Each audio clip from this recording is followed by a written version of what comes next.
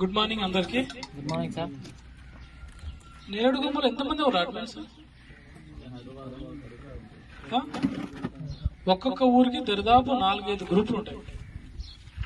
4-5 గ్రూపులు ఉన్నా, ఊరికి 4 గ్రూపులు ఉన్నా కానీ ఈజీగా ఇంకా చాలా మంది ఉండాలి. చాలా తక్కువ మంది వచ్చారు. ఓకే, ఎనివే నాకు కొంచెం లేట్ అయింది వేరే పని వల్ల. ఓకే, ఇప్పుడు ఆల్రెడీ మా ఎస్ఐ గారు కొంత చెప్పిండు.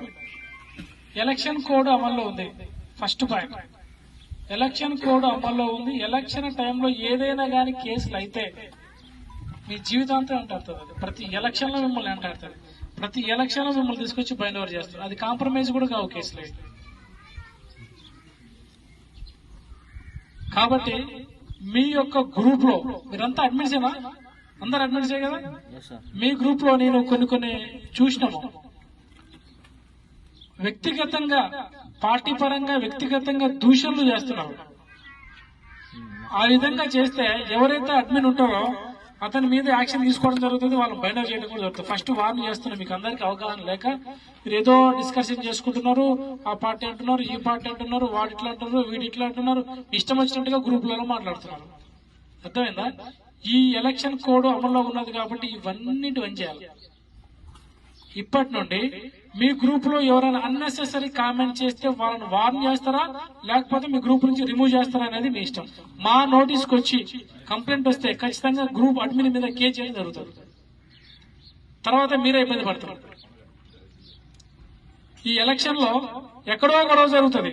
ఎక్కడో గొడవ జరిగిన దాన్ని మన దగ్గర గొడవ జరిగినట్టుగా క్రియేట్ చేసి దాన్ని గ్రూప్లలో షేర్ చేస్తారు. దానివల్ల ఏమవుతుంది? Law and order problem create అవుతుంది. అన్నెసెసరీగా షేర్ చేస్తూ ఉంటారు అన్నెసెసరీ విషయాలు. ఓకే, హైదరాబాద్ లో జరుగుండొచ్చు, లేకపోతే ఇంకొకడెక్కడ జరుగుండొచ్చు. దాన్ని మీ గ్రూప్ లో షేర్ చేస్తారు. దాన్ని చూసి వేరే వాళ్ళు వేరే గ్రూప్ లో షేర్ చేస్తారు. అలాంటి సిచ్యువేషన్ లో ఈ ఎలక్షన్స్ లో అనేది వెరీ ఇంపార్టెంట్. వేరే దగ్గర ఈవీఎం బాక్స్ ఇట్లా తీసుకుపోయే దాన్ని ఫోటో కొట్టి పెడతారు.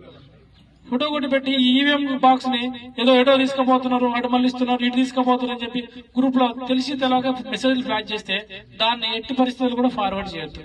ఫార్వర్డ్ చేస్తే ఎవరైతే ఫార్వర్డ్ చేస్తారో ఆ గ్రూప్ అడ్మిన్ ఎవరైతే ఉంటారో వాళ్ళ మీద యాక్షన్ తీసుకోవడం జరుగుతుంది. ఒకవేళ ఆ రోజు కాకపోవచ్చు, తర్వాత కంప్లైంట్ వస్తుంది.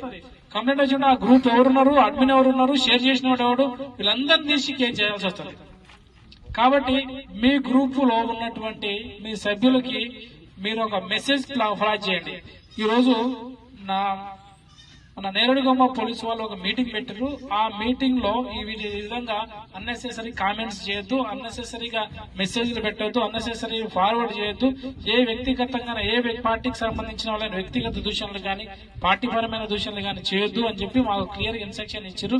కాబట్టి ఆ విధంగా మీరు ఫాలో అయ్యే విధంగా అయితే మాత్రమే మీరు గ్రూప్ లో ఉండండి, లేకపోతే మీ గ్రూప్ నుంచి రిమూవ్ కండి అని చెప్పి క్లియర్ మెసేజ్లు పెడితే కొంతవరకు వాళ్ళకు కూడా అవగాహన వస్తుంది. కొంతమంది రాకపోవచ్చు.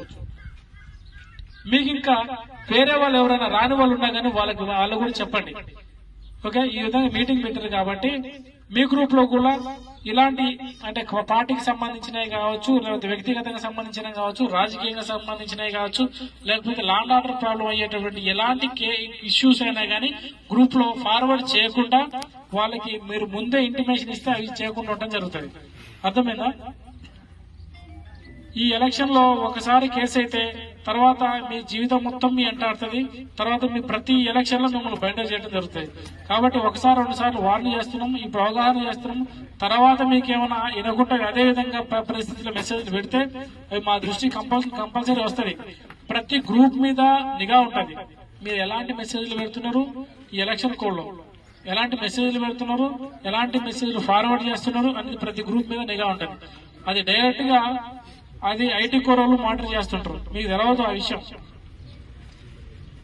అవి మాకు వస్తాయి. మళ్ళీ ఇంకో పలానా ఈ పెట్టిండు మాకు వస్తుంది, దాని మీద కేసు చేయాల్సి వస్తుంది. ఓకే, ఎలక్షన్స్ అప్పుడు కేసు చేసి అట్లా పెట్టినా కానీ తర్వాత ఎలక్షన్స్ అయిపోయిన తర్వాత పట్టుకొచ్చి రిమైండ్ చేస్తారు. కాబట్టి మీ ఊళ్ళో మీ గ్రూప్ లో ఉన్నటువంటి ప్రతి ఒక్కరికి అవగాహన ఏర్పాటు చేసి అందరికి కూడా అన్నెసెసరీ మెసేజ్లు పెట్టొద్దని వాళ్ళకి క్లియర్ గా చెప్పండి. చెప్పి వాళ్ళకి ఈ పార్టీకి సంబంధించిన ఇష్యూస్ కానీ చూస్తారు. ఏం చేస్తారు, మీ గ్రూప్ లో ఉన్న వాళ్ళు కూడా ఎలక్షన్స్ అవుతుంటే ఆ ఫోటో కొట్టి పెడతాడు. గుంపు గ్యాదర్ అయితే ఫోటో కొట్టి పెడతాడు. జస్ట్ ఏం జరుగుతుందో తెలియదు. రేపు ఎలక్షన్స్ అప్పుడు గొడవ జరిగేది ఏం జరగదు. ఫోటో పెడతారు, గొడవ జరుగుతుందని పెట్టేస్తే అక్కడ అందరూ అలర్ట్ అయితే ఇబ్బంది పడతారు. లాండ్ ఆర్డర్ ప్రాబ్లం అవుతుంది, అక్కడ గొడవ జరుగుతుందని చెప్పి అందరి గ్రూపులలో షేర్ అవుతుంది. అక్కడ ఇష్యూ వేరుంటది, మీరు పంపించేటటువంటి మీరు వేరే చేసేటటువంటి ఇష్యూ వేరుంటది. కాబట్టి ఏ మెసేజ్ నైనా ఫార్వర్డ్ చేసేటప్పుడు ఆలోచించి ఫార్వర్డ్ చేయండి.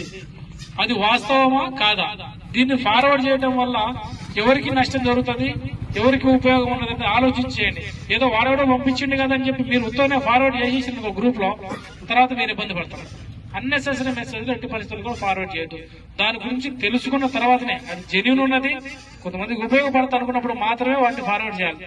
కానీ వేరే వాడెవడో పెట్టి చేసిందని చెప్పి మీరు చేస్తే మీరు ఇబ్బంది పడతారు.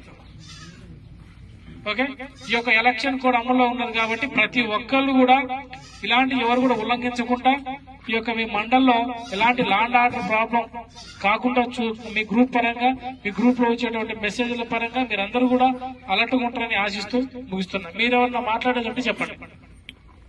మీరెవరన్నా మాట్లాడండి.